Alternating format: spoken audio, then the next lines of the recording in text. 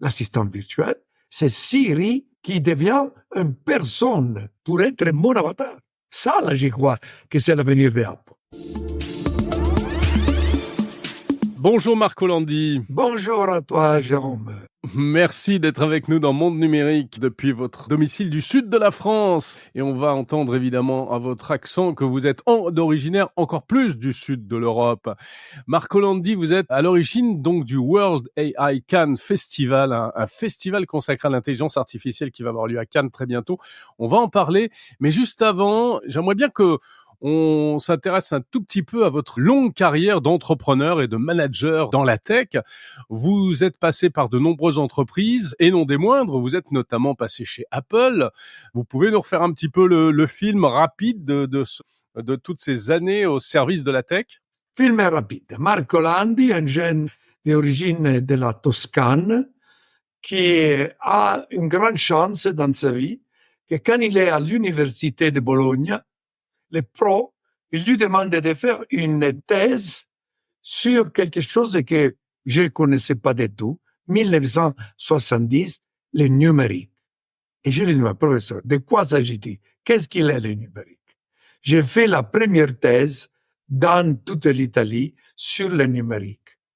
Et le pro me dit, maintenant que tu l'as fini, il faut que tu viennes travailler avec moi à Teletro. Teletro, c'était une magnifique entreprise qui s'est lancée dans les nouvelles technologies numériques pour faire la première transmission digitale au monde. Moi, je me suis engagé là, formidable. C'était vraiment quelque chose d'unique parce que dans tous les groupes, et on était 90 et plus, le seul qui avait fait quelque chose sur le numérique, c'était moi. Alors, je connaissais bien ce monde, au point que quand il arrive les vendeurs de Texas Instruments qui cherchent de nous vendre les produits de Texas Instruments, je lui pose des questions. Lui, il est surpris. De quoi s'agit-il? Je connais pas. Les jours après, il vient, il me dit, Monsieur Landi, est-ce que vous voulez venir vendre les produits de Texas Instruments? Et je me suis senti un peu insulté. Je me dis, mais écoutez, c'est pas comme ça. Moi, je suis ingénieur.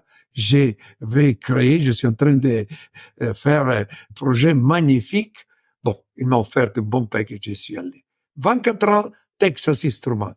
Formidable, une escalation incroyable, de petits ingénieurs de vente, président de l'Europe, président de toute l'Asie, 17 000 personnes, énorme investissement dans les wafer fab, qui aujourd'hui sont beaucoup plus coûtés.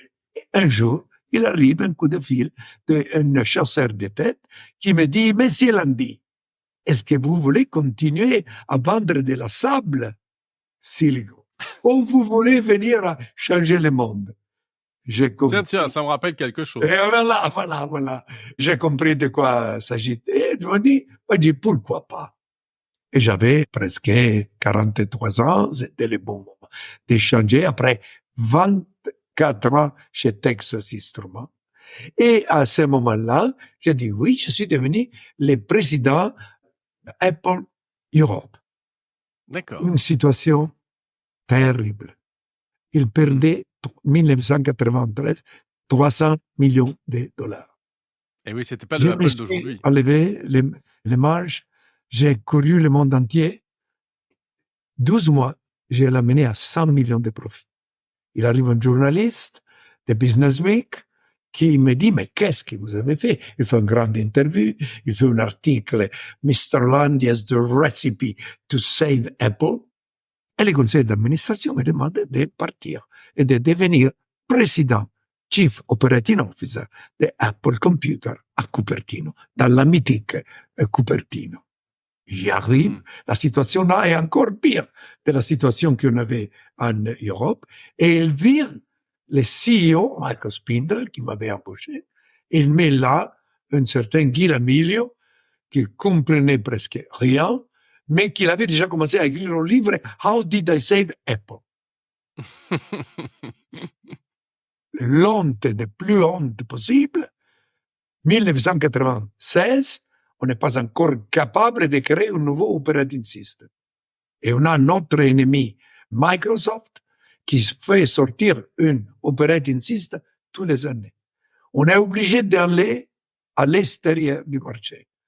Nos groupes de techniciens nous donnent 3 entreprises.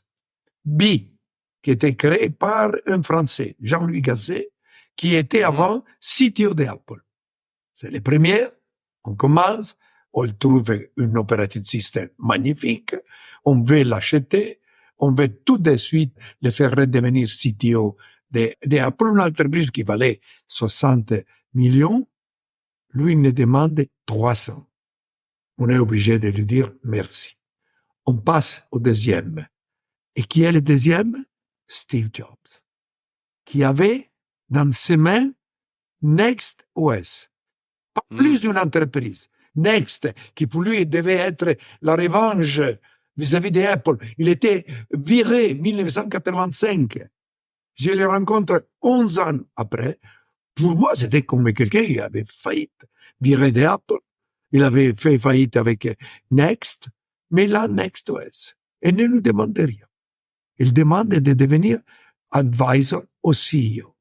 Mais de là, on a changé le monde. Et la suite, on la connaît, en tout cas, on Ouais. l'a un peu suivi, évidemment, hein, donc c'est ensuite la remontée d'Apple. Il faut célébrer la vision de cet homme qui travaillait avec lui, c'était pas facile. Pas facile du tout. Mais C'est vrai, vous avez ils ont- des souvenirs douloureux? c'était arrogant, il connaissait tout. Il n'y avait pas un dialogue humain. Il était interstellar. Mais il avait une vision. Et quand il a compris, 1999, qu'il avait perdu la bataille avec l'ordinateur, il m'a dit, Marco, il faut jump the fence. Il faut aller au-delà. Et il a créé l'iPod.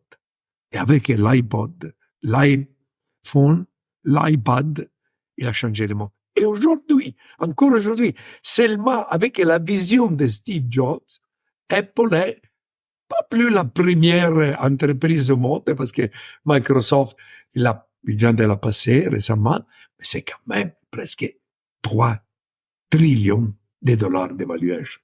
Et avec une influence sur l'innovation technologique qui est inégalée.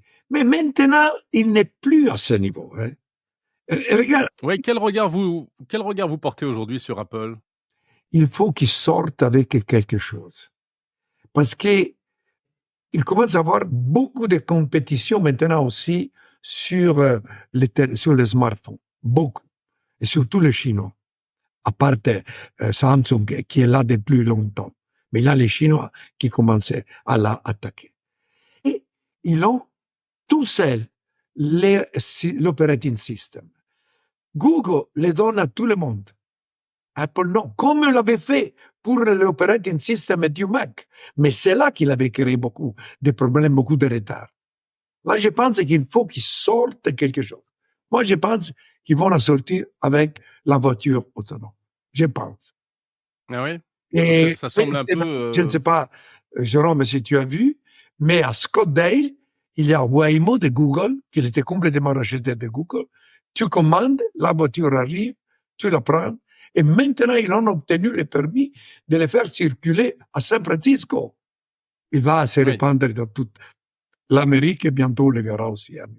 Il faut qu'Apple sorte avec quelque chose. J'ai une autre idée que je ferai.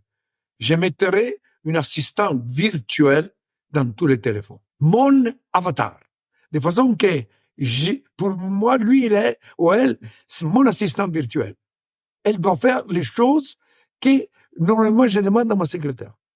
Et elle devrait parler avec l'assistant virtuel. C'est un nouveau monde, une nouvelle façon de communiquer, de travailler, de prendre des contacts qu'il doit venir. Le monde est prêt, la technologie est là pour avoir des assistants virtuels. Et le casque Vision Pro, qu'est-ce que vous en pensez? Est-ce que c'est l'avenir d'Apple?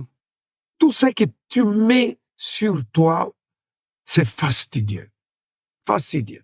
Je ne sais pas si vous vous rappelez quand on regardait la télévision 3D et on devait se mettre ces petites lunettes. Non, c'est pas Apple. Apple, il doit faire ease of use. Beau, grand style, grande classe. Ça, c'était la vision de Steve Jobs. Utile, mais aussi easy of use. Tout ce que tu mets, c'est pas easy of use. J'y crois moins. Mmh. Mais aujourd'hui, Apple a Siri, il y a la brique Siri, Oui. assistant, mais qui a beaucoup vieilli, qui est pas très... qui est Il devenu... faut aller à l'autre génération, que c'est l'assistant virtuel. C'est Siri qui devient une personne numérique, mais qui devient mon assistante virtuelle et qui pourrait quand même avoir ma face pour être mon avatar, mon alter ego. Ça, là, j'y crois que c'est l'avenir d'Apple. Moi, j'aurais fait ça.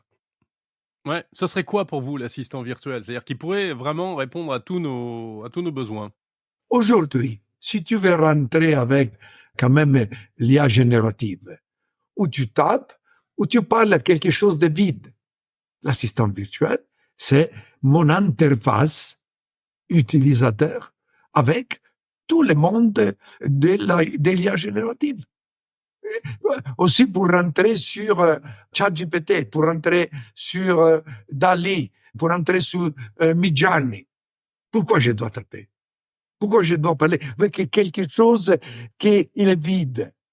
Quoi de mieux d'avoir, comme je me connais, Siri qui ressort l'assistant virtuel. Et je lui dis, prends un rendez-vous avec Jérôme Colombin pour une interview demain à 15h. Et il part, il m'envoie un message. Il l'envoie aussi avec la voix. Et si tu as ton assistant virtuel, tu réponds à travers ton assistant virtuel. Et la technologie est là. Je suis président d'une entreprise italienne qui s'appelle Questit. Nous, on a déjà ça. Et on peut arriver à les mettre dans des téléphones. Aujourd'hui, on les fait utiliser dans les entreprises, dans les hôpitaux. On l'a positionné dans les Massachusetts hôpitaux qui l'utilisent pour tous ses clients, pour ses malades, malheureusement. Mmh. La technologie est là. Alors la technologie est là, mais malgré tout, Apple semble un petit peu en retard par rapport à d'autres, par rapport à Microsoft, Oui. même Google, et cetera. Ah C'est oui. ça le problème aujourd'hui. Ah oui, ah oui. Dans l'IA générative, ils l'ont perdu. Ils ne sont pas là. Quand même Amazon a investi 4 ou 5 milliards sur Anthropic. Les grandes sont déjà dans l'IA générative. Peut-être qu'ils vont la sortir avec leur IA générative. Je ne sais pas. Mais il faut qu'ils sortent avec quelque chose, parce que aujourd'hui, ils sont capables de bien utiliser la vision de Steve, sur laquelle ils ont certainement ajouté. Tim Cook, il a fait un travail formidable, mais des gestionnaires, pas des visionnaires. L'Apple Watch, moi, je ne le trouve pas utile. Non? Non. C'est vrai. Mais il n'est pas un grand succès.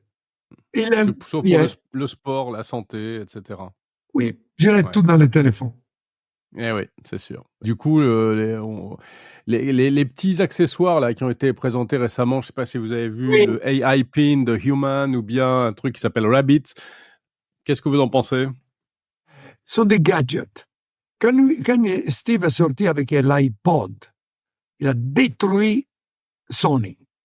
Il a réinventé le monde de la musique.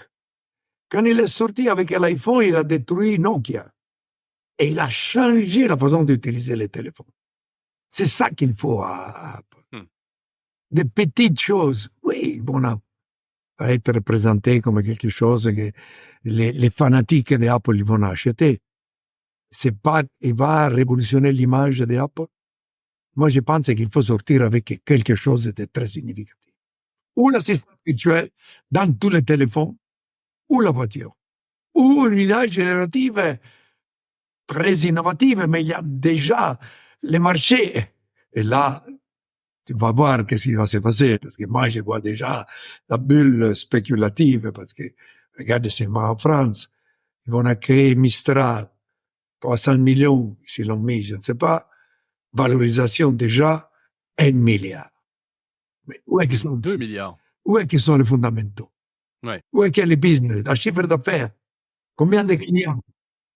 La suite de l'interview de Marco Landi, consacrée à l'intelligence artificielle, est à écouter sur le fil du podcast Monde Numérique, épisode en date du 7 février 2024.